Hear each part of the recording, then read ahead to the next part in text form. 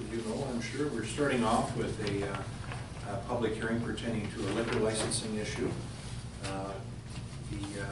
My role here today as chairperson of this meeting is to essentially seek out public feedback on this, which we will be passing on to the Liquor Control Branch for their decision. So we're sort of a third party in the process. We have a couple council members that are on vacation, and we have two that do business within a 50 to 100 meter range, so they have decided to sit it out. This does not negate the public hearing. What is required for a public hearing is a chairperson, myself, or a council member, and a staff person to record the proceeding of the meeting. So we don't need a quorum to have a proper and effective public hearing for this purpose. So just so you think, this is council light, but it's still very appropriate for the subject matter at hand. And at the next council meeting, we're going to be sending out a council opinion. I don't believe that has a veto power at all, so for or against it is added to the mix of opinions that the liquor licensing branch will be reviewing. So for those of you that have been to public hearings before, there is a mandated chairperson statement, which I have to read out here in a moment. But the purpose of today's meeting, to deal in specifics, is to gather the views of residents and businesses in a 100-meter radius regarding the amendment to expand the existing liquor primary licensing area for the lounge to also encompass the bowling alley, promenade, viewing area, and increase for an additional seating area and patio, and that the liquor serving capacity of 62 occupants be increased to 142 occupants.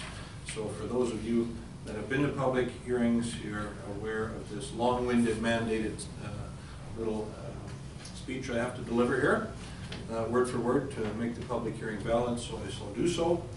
And this is the liquor licensing public hearing chairperson statement. And this public hearing is being convened pursuant to the Liquor Control and Licensing Act, LCLA, and its regulations. For certain applications and under prescribed circumstances, the Liquor Control and Licensing Branch is required to provide an opportunity for comments and recommendations into the licensing process for all new liquor primary applications and all new liquor primary club applications and amendments. In accordance with the LCLA, if a local government chooses to provide input, they must gather the views of residents that may be affected by the proposed amendment to submit to the branch. At this public hearing, any persons who believe that their interest in the subject property is affected by the proposed amendment may speak or present written submissions to council on this matter. As chairperson, I will read any written briefs from persons unable to attend this public hearing so that they may become part of the record. Those who wish to speak should, when invited to speak, clearly state their name and address for the record. It is important that all who speak at this meeting restrict their remarks to the matters contained on the application. No one will be or should feel discouraged or prevented from making his or her views known.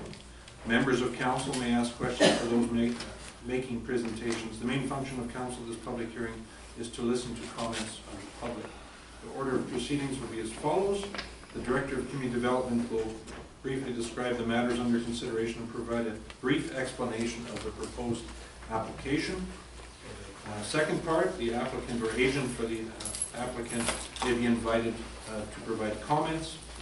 Third, all written submissions will form part of the records of the public hearing. Oral submissions from the public will be heard, and any further written submissions, if any, will be received. And then, of course, at the very end, the public hearing will be closed. It's important to note that no further submissions, either verbal or written, regarding the proposed application can be made to council following the public hearing. After this public hearing has concluded, the council may, without further notice, give whatever effectively is proper to the representation made at the public hearing. The public hearing is being convened in order to hear public input on structural change application for liquor primary license / addition of a license area for 584 Wallace Street Anticipation of amending the existing liquor primary license area from lounge to also encompass the bowling alley, promenade, viewing area, and additional seating area and patio area, and that the liquor serving capacity of 62 occupants be increased to 142 occupants. So I invite public comment. We have a number of items that were pre-supplied to us. So for those of you that would like to make comment here, we'll maybe get Mr. Gill first to make a few comments, and then our proponent here, Mr. Gill. Your Worship, through you, as you have mentioned as part of the recommendation, you pretty much described what the application is for. The one thing that I would like to provide clarity to everybody here in the gallery, the building currently has 142 occupant load. We're just trying to increase the license area to reflect the new service area. So that, technically speaking, 142 people could be drinking. That is correct. Yeah. But So at this point, only 62 people could be drinking. And it's confined to the lounge area. Right. Yes. Okay. Any additional comments? That was it. Worship. Our proponent? What? That's all I'm asking for, Yeah. so that when you bring your children or your grandchildren, you don't have to sit in the bar and feel like a heel while they're bowling. You can have a cold beer or a burger in the other room. Yeah. I'm not asking for anything else. It'll be a rare day that 142 people, because of our population here in Hope, but such as Brigade Days and other large venues that do come event. Last year I had 100 people sitting on the street mad because they couldn't come in a bar because there wasn't room. So this year I've asked for applications for those 2 days specific because I didn't think this was going to get passed in time. So to prevent that and the headaches, and also a deck out front because I think Hope needs to be stretched a couple more blocks, and I think there's opportunity up there for employment and another small restaurant venue. Okay. So restaurant venue, I guess you're anticipating like adding... I will be replying or going after a restaurant license afterwards as well. Yeah. That's not right now, that's just one thing at a time. Yeah, okay, it's good to know. A couple of questions that were brought to my attention, maybe it's good to clarify now so that we don't have duplicate questions. Question would be, now obviously the bowling alley, a lot of young people frequent the area, so there would be, how would that be administered? How would you see that working out? Well, under the law, under a lounge, you're allowed children in it. Yeah. But I'm not promoting drinking for the middle of the day. There is no one.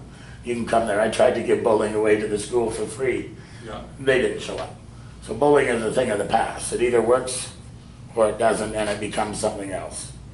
Right now, I'm trying to get bowling to work. And what's come to me, I believe you received over 200 names on a petition that was signed for people that would enjoy it. And so I'm going to try a year at, if I get the license, to see if it works. Yeah. I don't know about anyone else, but taxes are extreme. And to meet them yearly with a 62 license area, going to be very tough.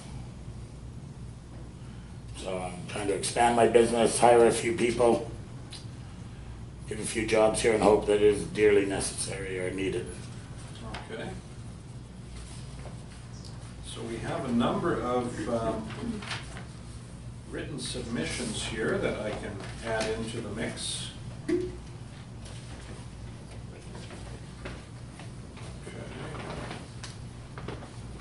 Now, there's a couple of very impressive looking signatures here, but unfortunately I can't read the last name, so we'll just have to, on the submitted papers. So we'll start with the ones I can very easily read. And then we'll encourage public comment. So we have submitted, pre-submitted document here, a couple of them. One from Janice Stevens. It is August 22nd, 2016. It is subject to RE public hearing 284 Wallace Street. It says here as follows: we, Rob and Janice Stevens, reside at 558 Wallace Street. Our concerns are, is this going to obstruct the busy four-way stop at the intersection? How much bar noise will be heard as you walk by? Parking, question mark. Thank you, Rob and Janice Stevens. So that kind of looks more like some inquiries as opposed to opposition. So I guess a fair comment would be to ask how would you see policing the extra traffic, like outdoor clients and the four-way stop there? Well, as I made the diagram to Jazz, I made sure that when we built the deck, that it was cut off on a 45 degree so that there would be nothing infringing on the stop signs or bicycles, and there plenty of view. There shouldn't be a problem with any traffic. As for the noise, I don't see it as being any noisier than any other outdoor deck someone's having lunch at. So I mean, it's not noisy at the 293 or. I don't see it being over the ambient noise of a car going by or one of our diesel trucks in town. I don't think anyone will hear me listening to somebody talk to their wife having a burger or a steak. I can't see it getting noisy. It's not for rock and roll. There will not be loud music played outside. There will be no dancing, frolicking in the streets. It's just a deck. So, that's all it is. So you're saying no to frolicking, okay? Well, to each his own, but I just don't see it. Any of the patrons frolicking much. Okay. Someone will say, "How do you define frolicking?" So there's another letter that we received here, and dated August 21st, 2016. It says RE application for expansion of Sunshine Lanes and bar liquor license. There's, I guess, 3 points here, so I'll just read those out quickly. Staff has a copy of this as well, so it will be entered into the record to the pertinent authorities. First point that they specify here is the increase from 62 to 124, I believe, is too much at one time. The district is not sure of what the effect on the community. It seems to me, who lives close, that it is too large an increase. And their second point is this area has more than its share of alcohol problems. Many folks in this area can be seen in various stages of alcohol abuse. We are worried about the patio, bar, and tables being built. They're too open. More back from the street patio and less exposure to folks walking on the busy Wallace Street. I do not want to see more folks drinking and noise right on or near the street. Perhaps the closing of the patio area before the bar close should be allowed. This would keep outdoor noise down. And then the third point they mention here, the District of Hope should monitor this establishment to see if trouble or problems occur, as Hope has more than its fair share of alcohol problems. Sincerely, and I believe the original would probably be a lot clearer than the photocopy. So I am hoping, looks like Thelma Mac. So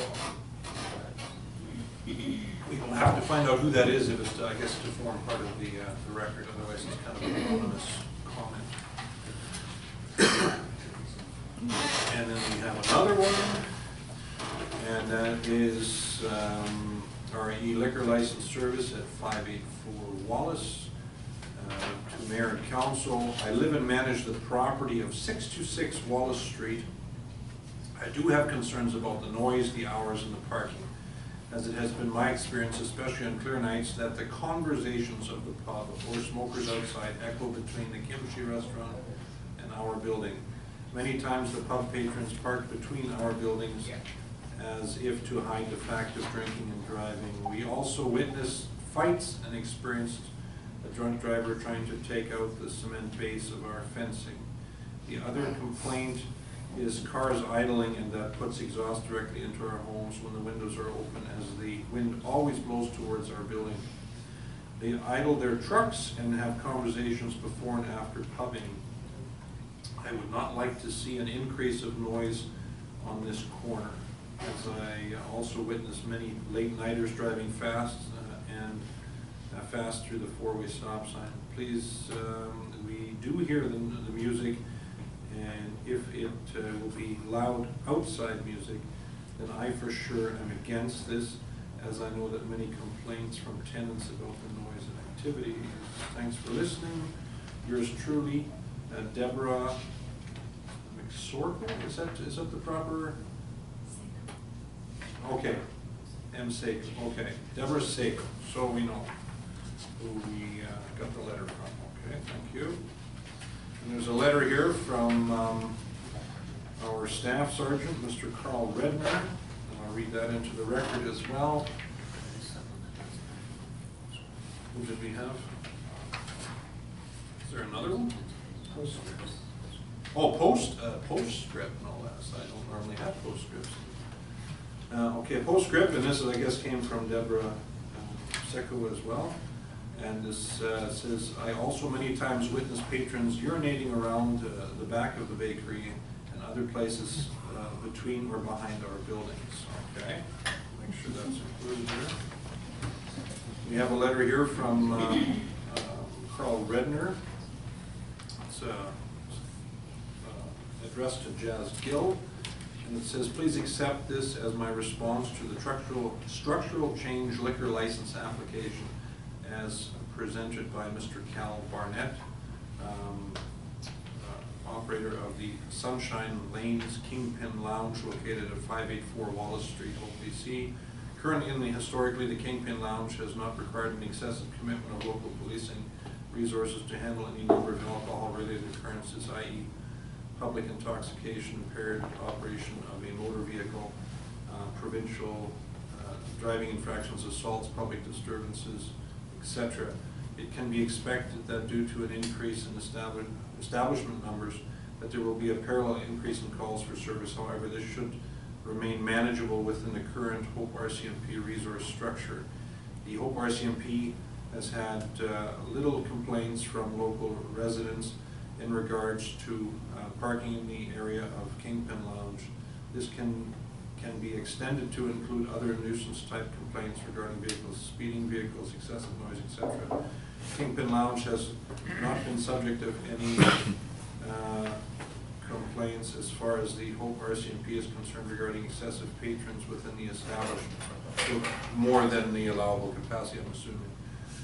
An increase in the number of patrons allowed within the establishment, while it cannot be stated with any surety, will not lead directly to an increase in attending patrons. Those are my submissions relative to this application. Respectfully submitted, Carl Redner, Staff Sergeant. So that's his. And then we have the petition. I don't know necessarily if the petition holds huge weight with the liquor control branch, liquor licensing branch. I don't know how that works. I think they're more interested in people within the 100-meter proximity. So we'll certainly pass that on and see what they have to say about that. So this petition was presumably A year in the making. Yeah. Put it away a long time ago Yeah. because it was Yeah. So it was 200 was far more than we're ever going to have. We're never going to get 140 people in there, Yeah. except maybe 1 or 2 days a year. Okay. So it's not like it's just a convenience, that's all. So if you bring your kids, I don't like seeing grandma and grandpa bring their kids and they have a glass of wine sitting in the bar. They don't like it. They feel like they're neglecting their children, but they'd like to enjoy themselves while they're out as well. So again, there's nothing notorious. It's like any other patio. Have a sandwich, have a glass of beer. Like I said, it's the loud music. I don't know how most of the kids don't come to the bar anymore because we don't crank our music. And we have zero tolerance on drugs. So they're gone. So the youngest person in there, you might find a 25-year-old, well, they work there. But that's it. Everybody else is 30 and up, 35 and up, responsible, nice safe place to come and have a drink. Okay. So I think I got all, unless I missed I think I have all the pre-submitted documents. So I certainly open it up for any public comment. And now I have had some very polarized comments. So I'm submitted to me ahead of time, just verbally. So I would respectfully suggest that we respect each other's diverse opinions and just let everyone talk and go from there. Because sometimes public hearings have a habit of getting a little heated. Hopefully that will not happen tonight. So, start with the folks standing, I guess, natural order. Hi, I'm Rebecca Perry and I live at 585 4th Street. Keith Carter, I live there, 585 4th Street. As we witnessed all the noise and stuff out in the parking lot there. It can get bad, like swearing, urinating, all that. And, like, I've never seen anybody come out there and try to keep, take control of it. Maybe if they did that, it might help a bit, but, we gotta listen to the swearing and shoot fireworks off and. And there's never been no traffic on where he wants to add the patio. There's never been no customers on that side because it falls into onto our side and we hear it all night.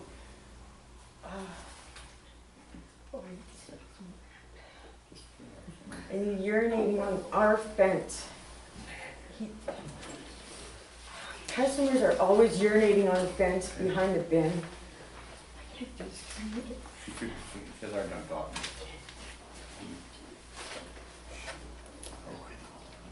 I don't know. So I think it's a very fair summary to you seem opposed to this, obviously. Well, yes. Like, I don't know, was the hours gonna be extended? I mean, they hang around there till an hour or so after it's closed anyways. And as for the loud music, yeah, there is loud music, and we've heard it. After hours, your customers have had their music blaring till all hours, till 3:30, 4 in the morning, and I've got documentation of that. Yeah, I do. I'm sorry, Daddy. That's it, Okay, thank you very much. Did you, were you able to get the Just the names? last name, My name? last name? Carter. Carter. And your residence behind? 585 Ford. Okay, Closest house to the okay, establishment. thank you. Okay, Wednesday nights, we have a live jam right now. We have a bunch of blues musicians that come in. So if the door opens up, a bit of the music will go outside, but it's over by midnight. As for people drinking or sitting outside and playing their music loud in the parking lot till 3:30, 4 in the morning, absolutely not, because I live above there and I wouldn't be able to sleep. So that's incorrect. But there are neighbors in the neighborhood, very close neighbors to them, that love to crank their music. And I believe that's what they're hearing. As for the urinating on the fences, I can't condone or condemn. I kick people out of the bar for doing it. I'm not allowed to go outside my business and condemn anyone to anything. My business is inside. I've been told by the police, when people walk outside that door, that becomes our business. Just like the smoking outside the door. I have a problem. Go away, go down the thing, go down the hall, go away with the smoking. It's a bylaw. They say phone the police, phone the bylaw officer. So I'm gonna go outside and push kids around or push people around? No. People are ignorant, people are ignorant. That's the way it is. It's got nothing to do with the business or anyone. No one goes to their house and pees on their fence. No one. so the. Not out of my bar anyway. I can't imagine them, they've got washrooms right there. So they're gonna walk 50, 100 feet to pee on their fence? I don't think so. Thank you. Additional comments from the public? Sir? Sean Hanna. I just wanted to say I've known Cal now for about 3 years. I'm a kitchen manager of the home restaurant, and I've been at that pub numerous times. I've never once seen a problem, ever. I've been there at night. If there was a problem, Cal was on it like that. He kicks them out, he makes sure it's dealt with in an orderly and a fair manner, okay? I understand what's happening with them. I know where they live. And I get it when, no, let me speak. I get it when you've had too much, especially young kids, and they come out, and even after the bar, okay, they might need to go to the bathroom, and they go on your fence. I understand that. It sucks, but it does happen, and you're not the only one. I'm sure there's lots of people in this town that have caught other people doing it. Can you explain to me why? One at a time, please. No, This we're is not a talking- debate here. This is individual submissions, please. What he's trying to do is so great for this community. Not only does it employ more people, it might bring more business to the bowling alley. I'm talking to you, okay? He's a fair and a good man. And for the city, this town, to make him go through these hoops that he's going through right now, I don't understand. I'm here to support him because what he's trying to do is just boost the economy a little bit. That corner is ugly. A nice patio, people to sit out there, tourists coming by in the summertime see that, come spend money in our town, fabulous. Great idea. Why not? Every bowling alley I've ever worked in has had liquor. You can sit down, you can have a beer or two, be responsible, bowl. If you had that option, maybe more people would come out of their house and they'll come and they'll sit down and they'll bowl a few games. Put some money back into the city. It all big circle. So why anybody would want to just shut that down, it's absolutely beyond me, besides a person peeing on a fence. That's the cops, that's their job, they deal with that stuff. What Cal's doing is no different than anybody in other pub, Chalice, or when the gold rush is up. No different, they still have to deal with that problem. It's always going to be that problem. For this to be an issue, just to expand and make it a little bit better, food, we got so many Chinese restaurants, I'm not saying that's bad, but it'd be nice to have a little bit of variety in the town. Something good, smoked food, outdoor kitchen, wow, what a great idea. So I'm just saying that I'm supporting him 100%. And I hope you guys really look at this with broader eyes and not just narrow vision. Okay, this is a really good thing. I hope that you really do something. And all the charity he's done with Tilcom, like an amount of money he's raised just to help them out. That's a good man. That's somebody that needs to be looked at and listened to, not just shuffled under the carpet. Okay, that's my opinion. Okay, thank you. Mr. Allen, can I get your address for the record? Number 8, 400 Willow Street. Thank you. And just a quick point pertaining to your comment about the hoops that the Cal is jumping through. These are provincially mandated hoops. Oh, I know. So anywhere in BC, in any community, if there's a similar idea, the same process is in place. So this is not like Hope is doing something special and Oh, I extraordinarily know. I just, onerous. sometimes it just feels that way. It's just an appropriate public engagement process to sort of gauge the opinions of the public from the community. So, Okay. particularly since we're dealing with an existing operator, it makes a lot of sense to get public feedback on what they do. Absolutely, So, absolutely. additional comments from the public? Ms. Hines? I just want to say that as where I live, you need my last name? Can I get your address, please? 517 Fraser. Thank you. Kibo is across two houses from me. And in the middle of the day, I saw some man who had come out of that restaurant peeing on the fence there. It's not funny. It's disgusting. It is disgusting. And he looked at me and grinned and said, I had too much coffee. Now, he wasn't drunk. I can tell you that if I'd have had my camera, I'd have taken a picture of it. And then I'd have called the police, because the police have far more serious things to look after. And I would think that the town, what they need to look at is how is that going to impact the area? How is that going to impact people who live there? It's not acceptable for somebody to pee on a fence. It's just not acceptable. And the amount of alcoholics and drugs and drunks in this town, it's not acceptable. So the big question is how is this going to affect the town? I don't know. I would not want to deprive somebody of expanding their business and bringing jobs to Hope, but at what cost to people who live in that area? I wouldn't want another bar of any kind where I live. So, I have spoken to Becky several times about the drunks that tumble into her yard, bang into her fence, pee on her fence.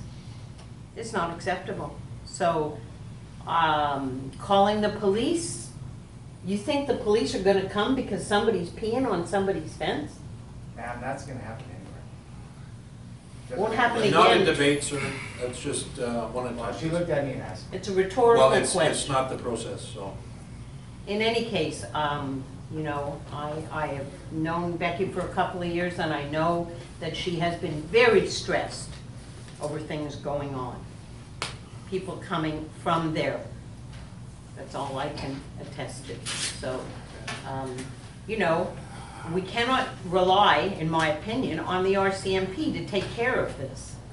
They have far more dangerous situations to take care of, but that someone's quality of life and their peace of mind in their own home could be affected and is already affected should be troublesome, should be thought about.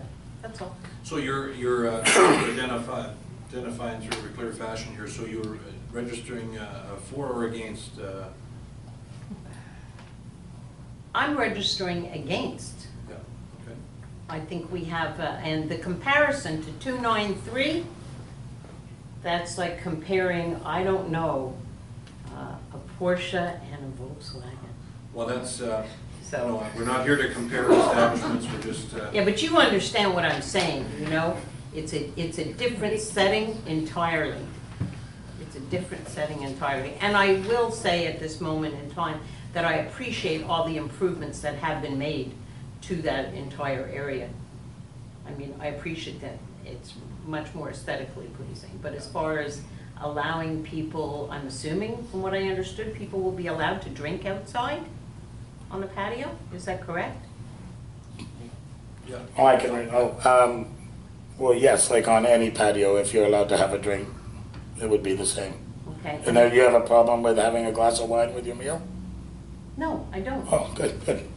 No, I don't have Alright. a problem with that. I have a problem with someone peeing on my fence. I know, but people who drink coffee that come out of Kibo apparently pee on fences. Absolutely. So it's got nothing to do, it's not pertinent, it does nothing to do with what's going on here. There are a track of bottle collectors and can collectors that go up and down that alley between Wallace and Fort, looking for bottles and cans out of everyone's garbage every morning. And every morning at 6:30 when I walk my dog, someone's peeing somewhere. So if you want to get the pee police out, that's when you catch them. But other than that, it's not going to happen. People do not leave the bar, walk outside and pee on this woman's fence. I'm sorry, I'm not going to go with that. There's just no way. People, it just does not happen. Okay, I'm not saying their fence doesn't get peed on. But I'm telling you, I know no one, and I've never heard of anyone, wait a minute, I gotta go pee on the neighbor's fence. yeah. Doesn't happen. If you get caught, you're in deep trouble. Well, yeah. Okay, thank you very much, Ms. Hines. And so then another, Christine Gislason? thank you. We may need a hand with the fancy spelling of that last name for Wendy's sake. It's all phonetic, it's very simple. No, I just wanted to further comment on, you know, I'm really sorry that she's having so much problems with the people in the area, but I don't think it pertains necessarily to the patrons that are at the bowling alley / bar. All over town, you see people that are drunk. Not huge amounts of people, but you do see it. And you see people peeing in odd spots where they shouldn't be peeing. And I don't, and usually those people that we're seeing, they're not the ones that are gonna go to the bar, because they don't have the money to go to the bar, for one thing. They are people that are just sort of on the streets, or have their own little groups that they hang out with. I don't think the bar patrons, I would say it would be a very rare time when you would actually see that. Someone coming out of the bar and doing that. Okay, thank you. Excuse me, can I get your address for the record? 509 3rd Avenue. Thank you.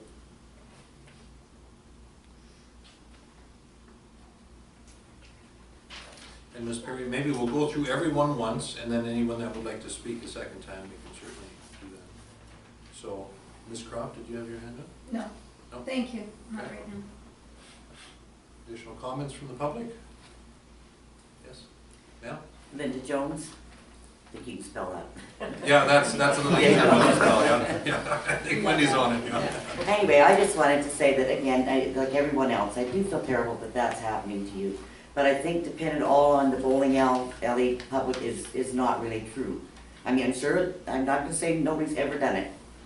But and to your statement that there's too many alcoholics and drunks in this town already, and expanding that bar is going to make them drink more? Well, there's enough drinking establishments. If they're alcoholics and drunks, I think they're already doing that, right? As far as the population of the town. So I don't think that's gonna change. I think the only thing that would happen is that, like Cal said, it would bring more money into the town, it would bring more tourists into the town. It's just a nice place to go. And we go there, you know, fairly often. It's always nice, quiet, excuse me, good time, good friends. That's all there is to it. It's not a big drunken brawling.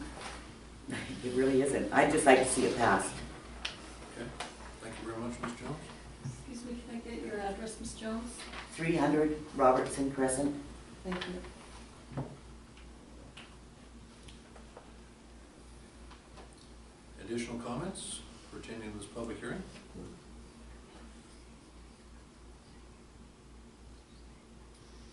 I guess we're back to Ms. Perry. You had your hand up there a moment ago. It's not really a question, it's a statement, but there was a customer, we were there because we had our window smashed by a customer, intoxicated because we cleaned out the glass for her, and that just so she was able to drive the window home, or drive her car home. So, and it's not just about the urination of the fence, it's about finding the empties outside my fence and finding 4 crack pipes and a needle outside my fence. And my son, who's autistic, does not feel safe or walking around that place. I don't feel safe. I cannot even get anyone to house sit for me because they don't feel safe. They've driven by there saying, I don't know how you guys do it, Becky, can put up with all that fighting. I'm like, what? I can't even go to see my daughter in Cranbrook for 5 days because I can't get anyone to watch. They think my place is a danger zone. It's pretty bad when you get people coming to you saying, I don't know how you deal with that place. And I said, I don't know either. So it's not just about the urination, it's about all that stuff that goes along with it. And you see, Thank you, Ms. Perry. thank you. Additional comments? I just have, can I ask her a question, is that? Well, it's actually not the place Okay. for back and forth questions, because Okay. I could get a little long-winded here today. Okay. But any opinions are certainly welcome here, so. Cal? I'm just curious where all these fights and all this terror is going on. We just heard from the police officers, they have no calls, there's very little to do there. And yet people are terrified to come to your house. Yeah, they are. Yeah, they are. I have no idea why, and Because of the there fights is- that go on in your there are no parking lot. fights that go on. These are the people that come to this bar. Do you want me to get my son's Okay. friends? Okay, I think It's an untrue statement. If there is a I think that the clue is if there is a policing related incident, the police It would must be- be it's- phoned. That's very important. Because if it's witnessed but not properly documented and phoned in, that's very important. So, I guess this would be under the heading of 4th or 5th final, but just don't want anyone to feel overlooked, so if anyone has any submissions. Okay, I think it's fair to say this public hearing is concluded. Thank you all for coming, and you're welcome to stay for the council meeting. I think it's interesting, but that's just me. I guess it's good if the mayor thinks the council meeting's interesting. Way. Call this meeting to order. Welcome everyone here. Start with a approval of the agenda, please. So moved? Okay, thank you, Councillor Croft. Councillor Erickson, second. All those in favor? Thank you. Adoption of the minutes of the regular council meeting held July 25th and also of the meeting, the special council meeting held August 3rd. So moved? Okay, thank you, Councillor Croft. Seconder, please. Second. Councillor Medlock, thank you. All those in favor? Contrary? Motion carries. Thank you. No delegations tonight. We have some information from staff here pertaining to District Hall maintenance. And as many of you know that have ever done renovations or maintenance, things always get more interesting than you initially anticipate. So our Director of Operations, Mr. Dickin, is here to give us a little update on this, and then we have to ratify our telephone pole decision on the additional expenses pertaining to the District Hall fix-up. Mr. Dickin. Your Worship, through you, the report that's before you is to formally ratify the telephone poll of council that was held on August 9th, 2016, regarding the exterior renovations to the municipal office. As you know, we've had the painters paint the outside of the building, and in doing so, during the prep for that work, some significant areas of rot were identified at the entrance to the hall. Also, looking at the carry forward amount that came over from 2015 for the project, and looking at the revised quotes that we got in from our consultant, there was an identified shortfall as well, and that's a component of the $22,000. In addition to the area that's already been completed out front, the 7 beams that hold up the glass were also identified as being in various stages of rot and needing replacement. So this report here is to ask council to formally ratify the telephone poll of August 9th, 2016. That council commit up to $22,000 from the 2006 unallocated capital project account to cover the added costs to replace beams, miscellaneous rot repair, and flooring renovations to the municipal office. Thank you. Appreciate the color pictures too. That kind of really shows the need there. So, recommendation that council ratify the telephone poll of August 9th, 2016. That council commit up to $22,000. Thank you, Councillor Erickson. Councillor Stewart seconding. Questions or comments of Mr. Dickin? Councillor Kraft. I'd just like to say thank you for getting on that telephone pole, because it's obviously timely to have the contractor still here and see firsthand what we need to do and save some expense there. The other thing being that the building is looking fabulous, and I can't wait to see that improved pillar structure coming in. That will look even better, and the color scheme is awesome. So thanks for that. That's great. Thank you very much. Councillor Erickson. What's the timeline for the beams? The beams were ordered approximately a week ago, and it's thought that the first week of September, the beams will be arriving. Yeah. And for anyone from the public critical of us spending money on the district hall, it's much cheaper to maintain our district hall and build a new one, obviously. So Yeah. I think we unfortunately have no choice in spending money on this issue, because things were in a really bad state there for a bit. So we have a motion on the table. All those in favor? Contrary? Motion carries. Thank you, council. Now we have a report here from Mr. Fordowski, our CAO, pertaining to Hope Arts Council project. I think it's a pretty exciting project. It's a modular home building proposal, and Mr. Fordowski has been working diligently with the Hope Arts Council to see what can be done. So, Mr. Fordowski, if you can speak to that. Your Worship, Councillors, good evening. Present in the gallery tonight are members of the Executive and the Society itself. You have a report before you, and for members of the public, this is a very hastily prepared and short timeline opportunity. I was informed mid-late July by the Executive that there's an opportunity for them to purchase a building, a modular building, which they could use as an alternative to renting the 2 spots they rent right now for the arts machine. And they could then locate that building somewhere, ideally somewhere they could afford, And that would both improve and increase the amount of programming and the type of programming they can offer the community as far as arts in the community. And you'll recall in the Arts Machine, for example, they deliver such programs as pottery, oil painting, and probably some other things I don't know about, but obviously council's free to question those here in the audience. The proposal involves buying a currently disused modular building and then placing it next to the current art gallery, just behind Wallace Street here. The district owns 2 plots of land that are side by side, and then on one side is the hotel, and the other side is the parking lot we've established.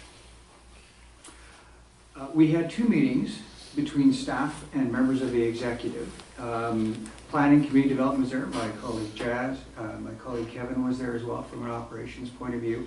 We looked at the proposal, and we wanted to ensure that A, it was feasible before it came to council.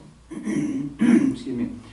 B, it made all sense, and C, it provided an added benefit that indeed council would be feel desirous of. So we considered matters like building code requirements, site preparation, all the technical issues, utilities, hookups, etc. Where on the lot the building would go, for example, to leave council room to have a flexible approach as far as that property or what's left of it. Because you'll remember, once you put a property down, the ability to do something with the property is limited. There's an opportunity cost given up. What type of agreement would have to be made carrying forward? You know, would it be owned? Who would own it? Would it be leased? What utilities would be paid for, etc. The normal leasing kind of agreements or ownership agreements that the district has in its relations with people like Fraser Health, the current Arts Gallery, HDAC, etc. And guarantees as far as liabilities go. That, for example, if the work isn't conducted to the district's satisfaction from a technical and aesthetic point of view, that the building wouldn't be allowed to move on site, or once on site would have to be removed at their expense. So those are details that have to be worked out. The executive and the staff are of the mind that an agreement could be made, provided that council is in support of such an initiative.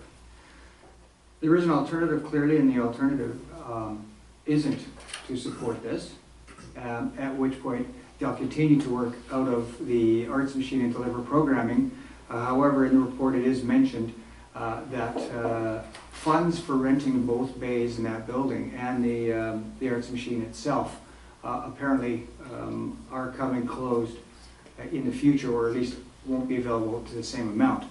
Now, adding to the feasibility of this, the potential feasibility of this project, is the fact that there is a grant opportunity coming up, which is $30,000, and the executive has sought clarification as to the application of the grant for the project, and indeed it is applicable to the project, and specifically as it relates to developing and delivering programming. So I received an email on the 19th, and I haven't got it out to you, but I can.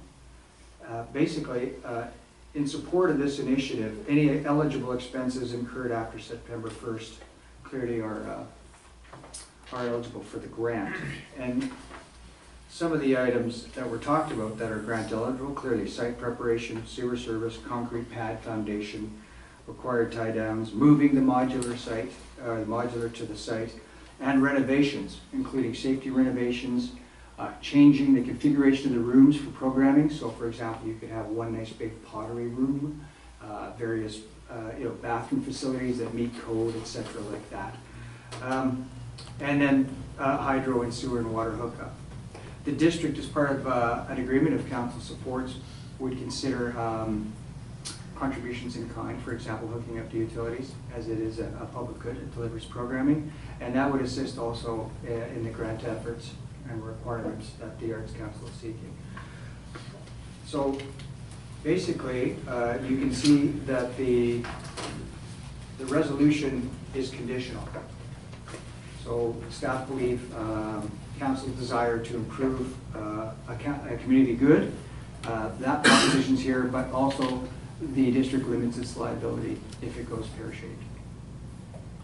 So Your worship, I would encourage any members of council, if they want further clarity on this or detail, please question those in the audience that are here. And in particular, Ms. Diane Ferguson, the executive director, and Jan, who's the president.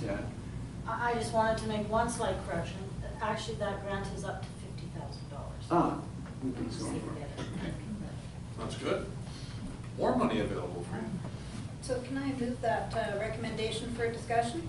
Yeah, so the recommendation as per the council package is that council support the Open District Arts Council HDAC initiative to purchase and place a modular building at 357 4th Street next to the current art gallery, and further that this support is conditional upon the HDAC successfully finalizing an agreement regarding all conditions relative to the move, upgrades required, utilities, future maintenance, ownership, lease, framework, costs, etc. So Councillor Croft is moving that. Do we? Yes, and the seconder? Councillor Stewart seconding. Thank you. Okay. Councillor Zoning. Councillor Erickson. Through you, what's the zoning on that? Your worship, through you, the zoning is CBD Downtown Hope, which allows for a civic use, and this would qualify under that use. Councillor Midlock. Thank you. Just for clarification, it's the property between the art gallery and the hotel now? The grassed area, like not into the parking lot? Yes. Okay. Good. Councillor Croft. Thank you. Through you, Mr. Mayor. I guess I just wanted to say a couple things because number one, a great initiative, sounds like a good initiative anyhow. Just wanted to do a little bit of history because I'm pretty sure that Janet knows for sure. But at one time that building was a Festival of Lights building, it was Brigade Days building, it was all kinds of things. And ultimately, it was always temporary. It was never meant to be in perpetuity. That building is supposed to be removed, actually, the arts building that's housed there now. And in reality, that whole area was designated as permanent parking for the community. Is that correct, Jeff? Your worship, through you, in 1997, this initiative was for a parking area. That's right. And so since then, so we've kind of grown, and I like to think the district can grow and change with the times, and that building has been maintained, and there's been some small tenures in between there that we've agreed upon and stuff, and because of course everybody likes to have those things in our community.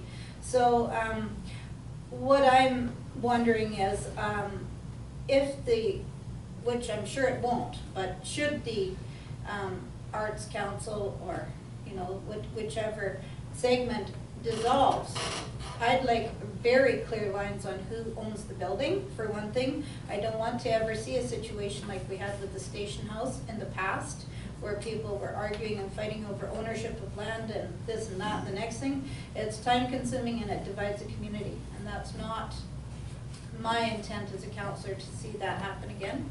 And I would prefer to see some very clear lines drawn and what, who is owner, who isn't, and what the you know, the long-term goal is going to be. And if that includes, should the group dissolve, exactly how much time frame they need to give to the district in order for us to recognize that there's an issue that we need to help with or deal with, and also what the outcome would look like at the end of that for the community.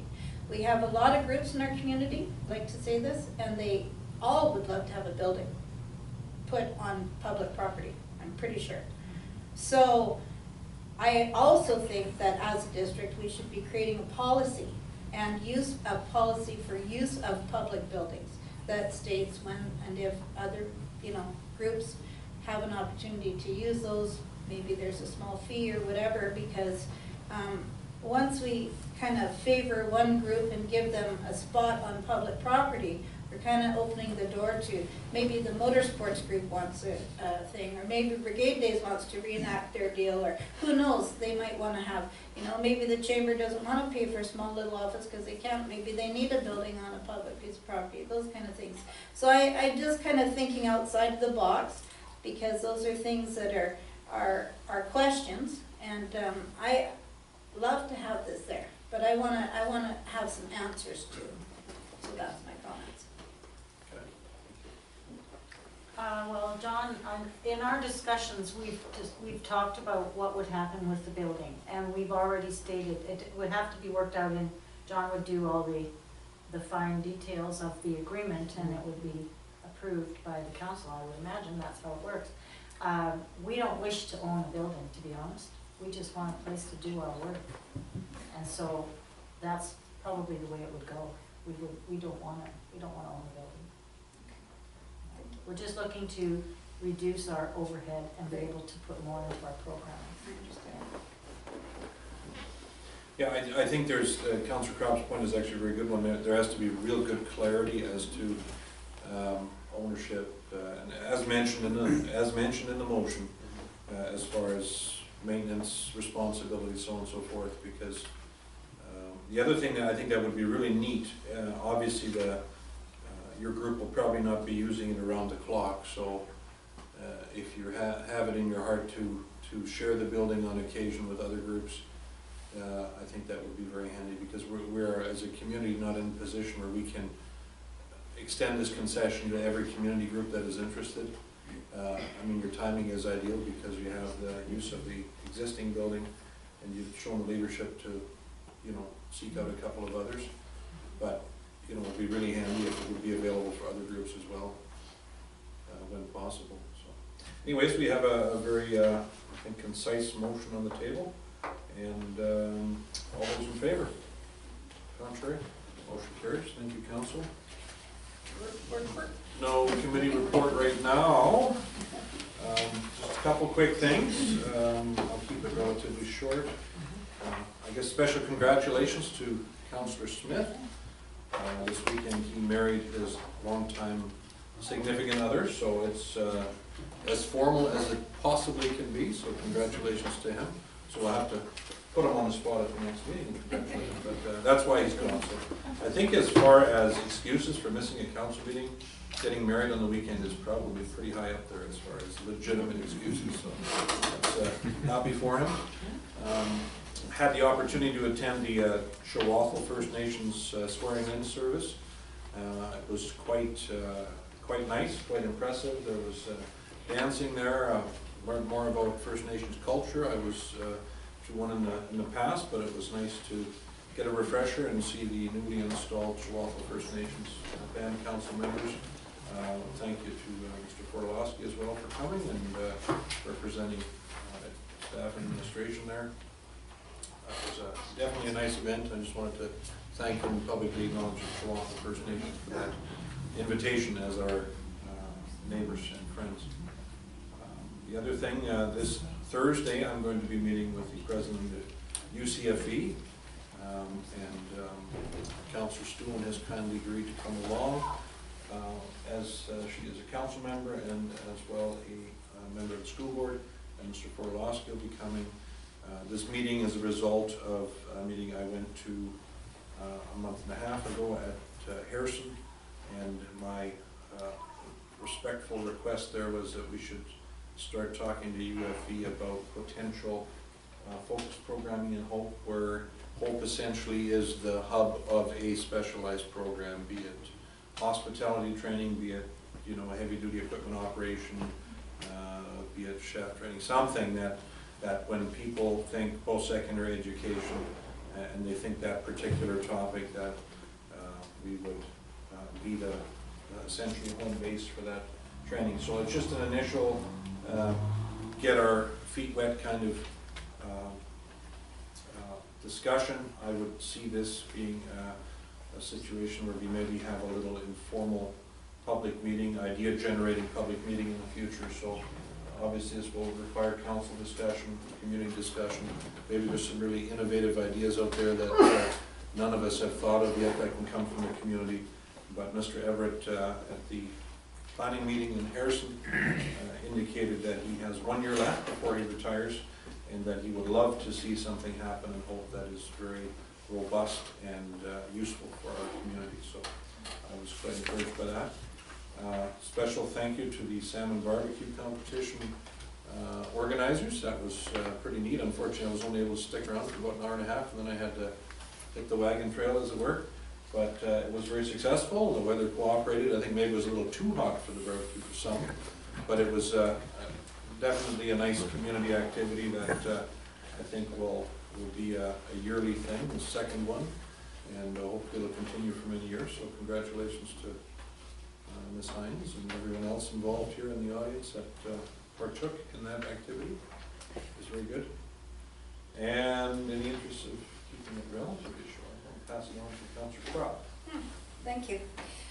Yes, I'd like to express my congratulations too for the barbecue, another great event in Hope that's totally under volunteer power, and so of course we're quite fortunate, and thank you for the time that you took. Unfortunately, well, not unfortunately, I was visiting my mother who's in a home in Ashcroft, so it was definitely, you know, a toss-up, and Mom overruled, so.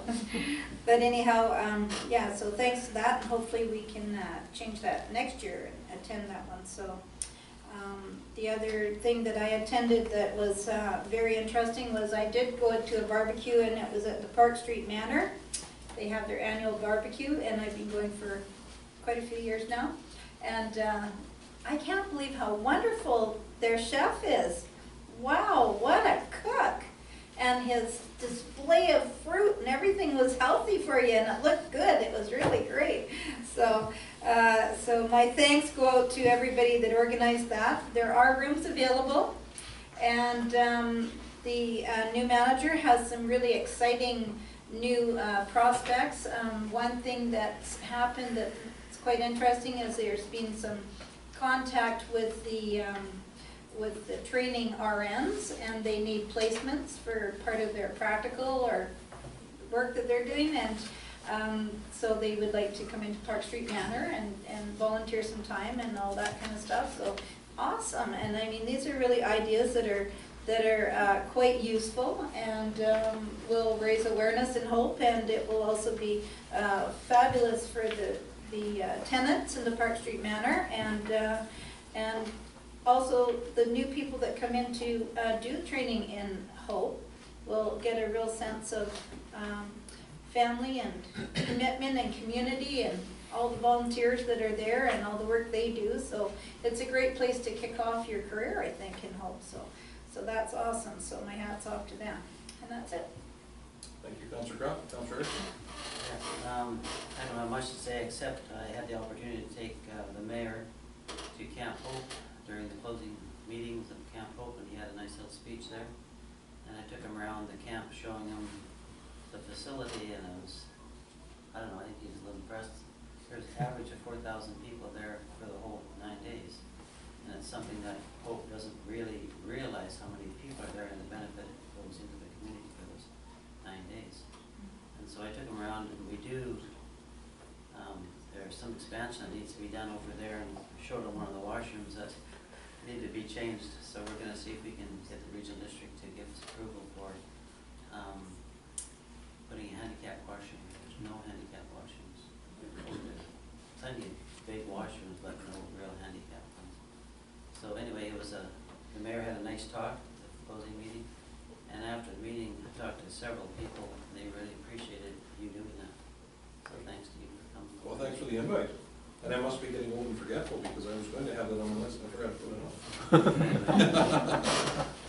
Anyway, that's all I have to say. Set the chamber of the meeting last Wednesday, and scheduled their year-end meeting. Yeah. For November. Yeah. That's it. Councillor Mennel? Thank you. I just briefly stopped by the Salmon Barbecue, but it looked like it was going pretty well, and the Concerts in the Park series, I guess, wrapped up this weekend too, so I think that was a pretty good thing that happened, and I've heard lots of good compliments about that, and there was like a 13-year-old girl, I think, that was singing. Man, she could really sing. That was pretty good to see.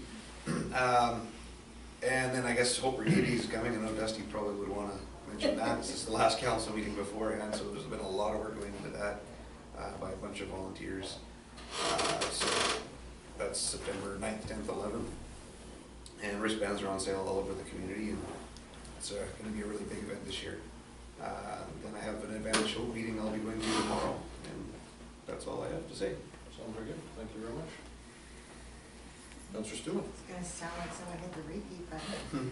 So I just attended the salmon barbecue, and since we last met, I've been doing a lot of promotion of Storytime in the Park and attending and promoting literacy in our community and other communities in our surrounding area. And I will be going to the UFB meeting on Thursday and the Advantage Hope meeting tomorrow. Perfect.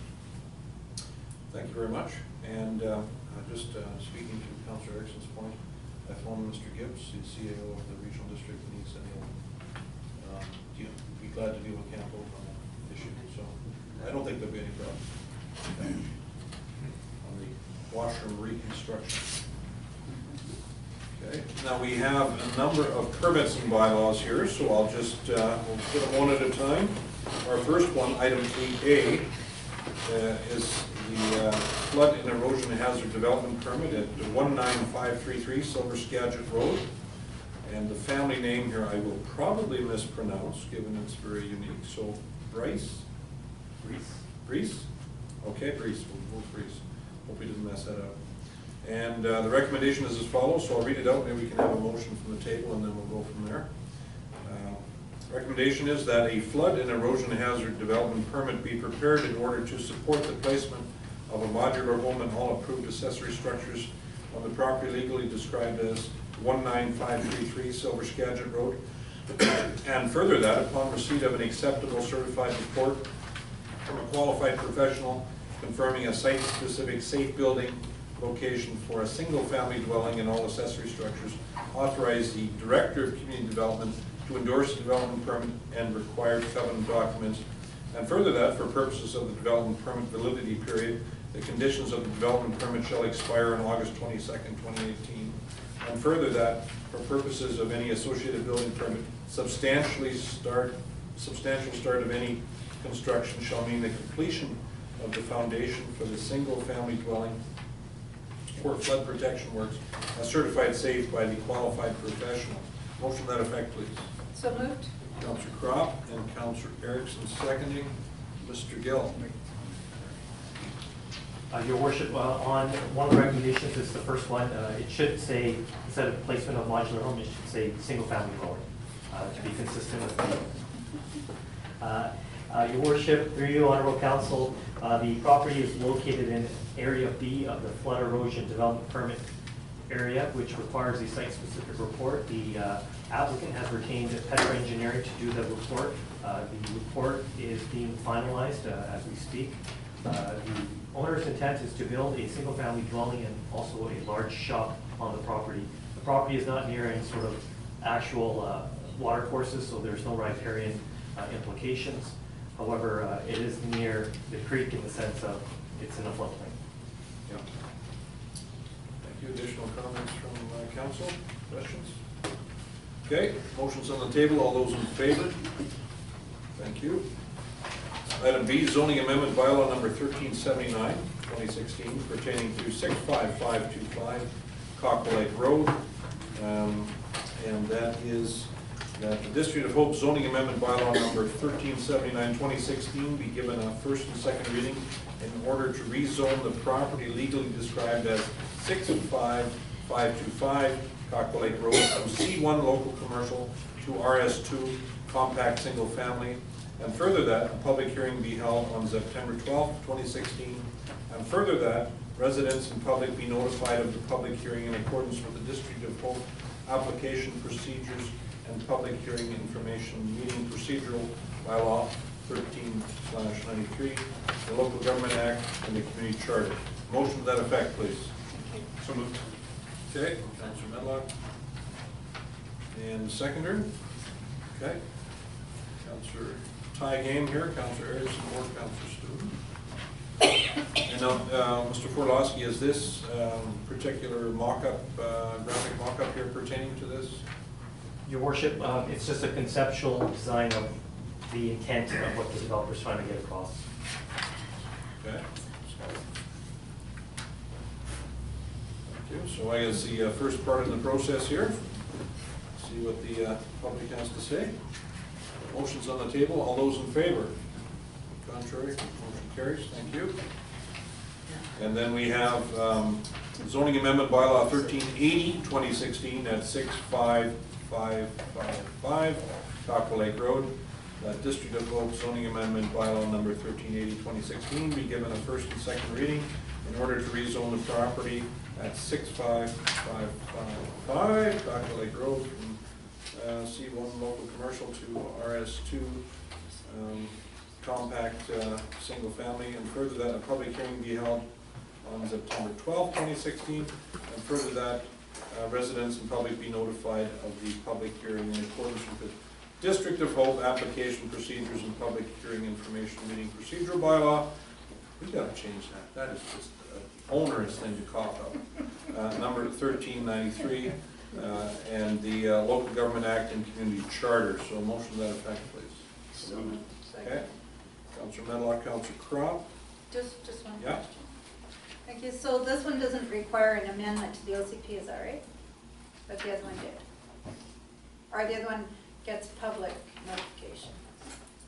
Your worship, through you, because this is supported by the OCP, Right. there is no OCP amendment. Okay, thank you. It's just a straight rezone. Okay. Okay. Additional comments from council? All those in favor? Contrary? Motion carries. Thank you very much. Item D, fees and charges amendment bylaw number 1364, 2016. Recommendation that fees and charges amendment bylaw 1364, 2016 be adopted this 22nd day of August 2016. Move adoption. Okay, thank you, Councillor Medlock and Councillor Stewin. Now, Ms. Bellingham, I believe you're the author of this, is that correct? Yes. Could you just give us a quick rundown? Looks pretty self-explanatory, but in case we have any questions.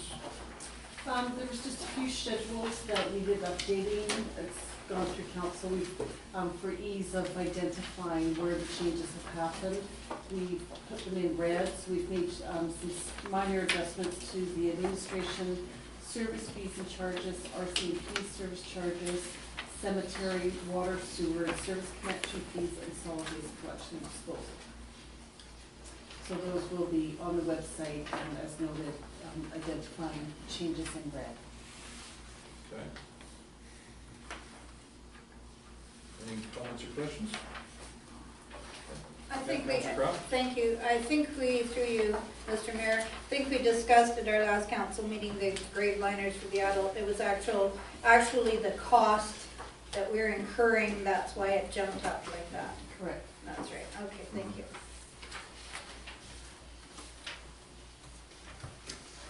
Okay, motion's on the table. All those in favor? Contrary? Motion carries. Thank you. Correspondence, page 103. Okay, move receipt, Councillor Erickson. Second? Councillor Crop. Questions or comments?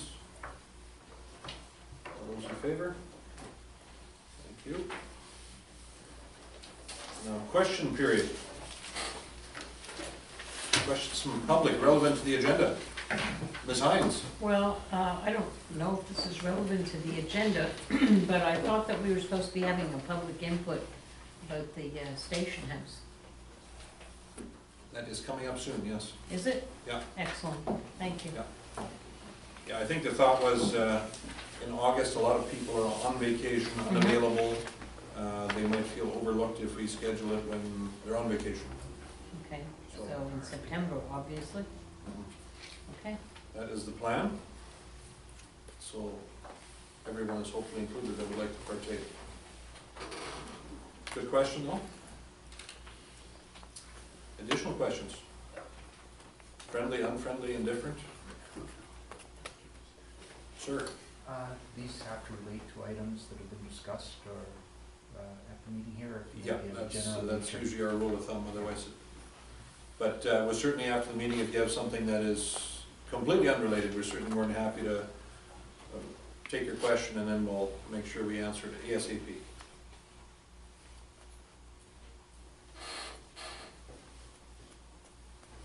Anyone? Okay, perhaps just a notice here that the next regular council meeting will be September 12th. Look forward to that. And also adjourn the meeting to go into in-camera.